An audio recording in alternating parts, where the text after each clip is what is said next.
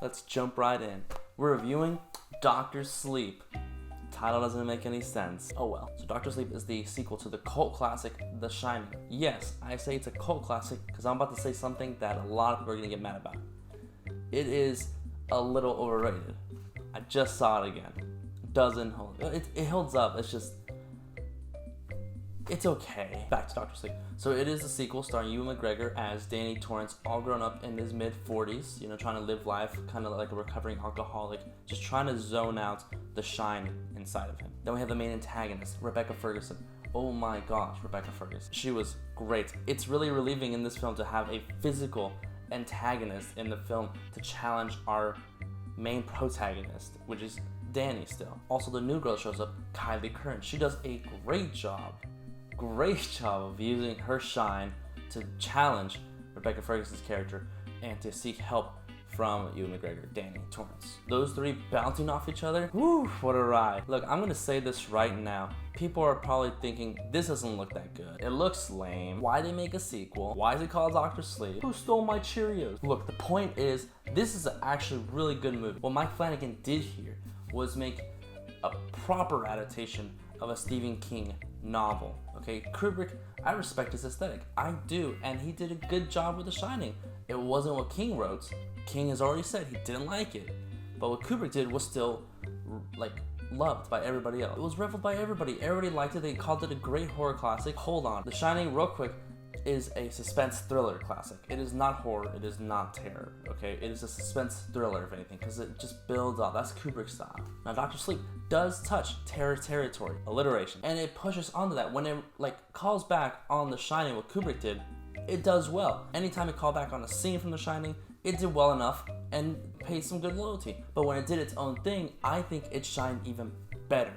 It did a better job of creating its own universe. Yes, it could have worked as a spin-off, even though it still works for me as a sequel. It did a really good job of building the world that they live in, explaining more of the shine, what it means, how you can use it, which is something Kubrick didn't really touch, okay? There was the problem with the first one where you have no idea why it's happening. You have no idea anything about The Shining. Danny calls it Tony, but in this film, we get an understanding of what the world is going through, who has it, okay? It wasn't just Danny. So many people have it, and that's what I love about it. It builds off its own thing.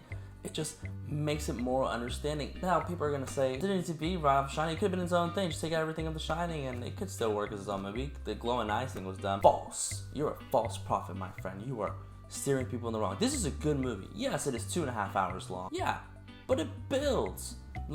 It has a better... What's the word I'm looking for? What's the word? Pace. It has better pace than The Shining. It just flows even more smoother. Now, this film alone reminded me, just bear with me here, okay? Reminded me so much of Blade Runner 2049 in the aspect that it is better than its original cult classic. Okay, I liked Blade Runner. I did. But 2049 did a better job, better pacing, better story, better narrative. It was all mostly better. It was really good, and that's what Doctor Sleep is to me. It's a great sequel to a cult classic that people have praised about, okay? Now, this one should get proper praise because it is just definitively more intuitive with itself, okay? It pushes the boundaries of what The Shine really is. It pushes the world that we live in for understanding of The Shine. I'm not even gonna tell you about the score. The score alone was intense, okay? It had my heart pounding. It was so good. There's so much intensity into it. Now, of course, the movie isn't perfect. The cinematography was. The acting was pretty good. Again, the score. And it had its flaws. The movie did have its flaws. There's no doubt about that. But when it came down to it, Flanagan did a great job with the actors, okay? There was a lot of great cameos in this film. A lot of actors I didn't expect to see. I'm not gonna name any of them because I want you to be surprised. You'd be like, oh, that's that one person. Oh, that's that one person. Those are those one people. And you're gonna enjoy it. I really think you'd enjoy it. If you don't like movies that take a little bit of time to build a story, but they still put trinkets of entertainment in there, to keep you suspensed, just whoa, that just happened. Then I don't know if you'll like this, but I think you will still. I think everybody will like it. Again, it's not perfect. I really did enjoy it though. It really pushes the understanding of The Shining. And the person I went with, they said it was okay. They think The Shining is better, and that's understandable. People will say that The Shining is better than this one. I know who they are. I can see it already happening, and that's okay. It's a matter of perspective and opinion.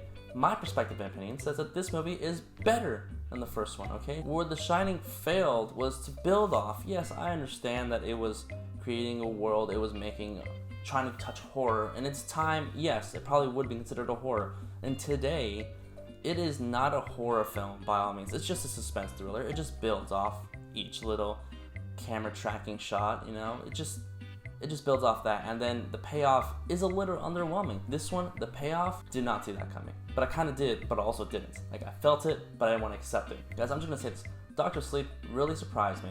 I went with expectations, and those expectations were met. They weren't met higher, they weren't met lower. They were met just right, as much as I anticipated to be met, okay? And I really did like it. I'm definitely gonna buy it on 4K whenever it comes out, because that's gonna be even better viewing experience with those graphics. God, it looks so good. But I'm gonna go ahead and give Dr. Sleep 4 out of 5 stars. That's my rating, okay? I think it's a fair rating. 4.5, I wanted to give it, but it did something that really bothered me, so I was like, you know what? I can't ignore that. Today's unofficial sponsor is Coke. For when you need the right drug to keep you awake What? It's not the drug, it's I'm talking about this Coke. Well, I mean, it's still addicting, so. Either way, when you need a hell of a drug, try Coke. Comment below what you thought about my review. Tell me if you're gonna go see it. I recommend that you go see it, okay? It comes out November 8th. That's when it comes out next weekend. Make sure you hit the subscribe button, hit that like button, and of course for other reviews, you can always go check out my Letterboxd page, link in the description below. There's the reviews for movies I've seen, movies that are upcoming, all that jazz. And of course, guys, thank you for watching. There's a buzz there. Is it coming from me?